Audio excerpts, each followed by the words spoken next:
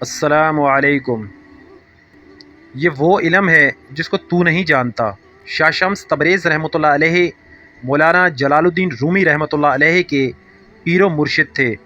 یہ ان دنوں کا واقعہ ہے جب مولانا رومی شاہ شمس سے واقف کار نہ تھے۔ ایک دن شاہ شمس تبریز رحمۃ اللہ مولانا رومی رحمۃ اللہ علیہ کے مکتب جا پہنچے۔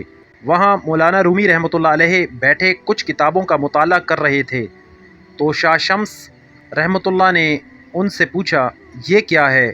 مولانا رومی رحمۃ اللہ علیہ نے ان کو کوئی عام ملنگ سمجھ کر جواب دیا، یہ وہ علم ہے جس کو تو نہیں جانتا۔ شاہ شمس رحمۃ اللہ علیہ یہ جواب سن کر چپ ہو گئے۔ تھوڑی دیر بعد مولانا رومی رحمۃ اللہ علیہ کسی کام سے اندر کسی جگہ گئے، واپس آئے تو اپنی وہ نادر و نایاب کتابیں غائب پائیں۔ چونکہ شاہ شمس وہیں بیٹھے تھے تو ان سے پوچھا۔ شاہ شمس نے مکتب کے اندر کے پانی کے تالاب کی طرف اشارہ کیا اور کہا، میں نے اس میں ڈال دیں۔ یہ سن کر مولانا رومی حیران و پریشان رہ گئے، جیسے کاٹو تو بدن میں لہو نہیں۔ اتنی قیمتی کتابوں کو ضائع ہونے کا احساس ان کو مارے جا رہا تھا۔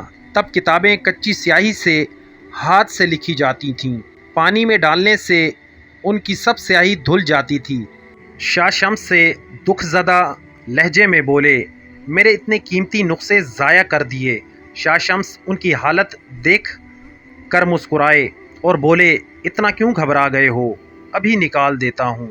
یہ کہہ کر شاہ شمس رحمۃ اللہ اٹھے اور تالاب سے ساری کتابیں نکال کر مولانا رومی رحمۃ اللہ علیہ کے آگے ڈھیر کر دیں۔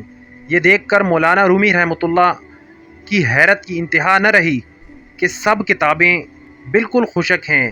مولانا رومی رحمۃ اللہ علیہ چلا اٹھے، یہ کیا ہے؟ شاہ شمس رحمۃ اللہ نے جواب دیا، یہ وہ علم ہے جس کو تو نہیں جانتا۔ یہ کہہ کر شاہ شمس رحمۃ اللہ علیہ چل پڑے۔ ادھر مولانا رومی رحمۃ اللہ علیہ کے اندر کی دنیا جیسے الٹ پلٹ چکی تھی۔ اپنی دستار پھینک کر شاہ شمس تبریز رحمۃ اللہ کے پیچھے بھاگے اور جا کر ان کے پاؤں میں گر پڑے کہ خدا کے لیے مجھے معاف کر دیجئے اور مجھے اپنے قدموں میں جگہ دیجئے۔ شاہ شمس تبریز رحمۃ اللہ نے انہیں اٹھا کر سینے سے لگایا اور کہا، میں تو خود ایک عرصے سے تیری تلاش میں تھا۔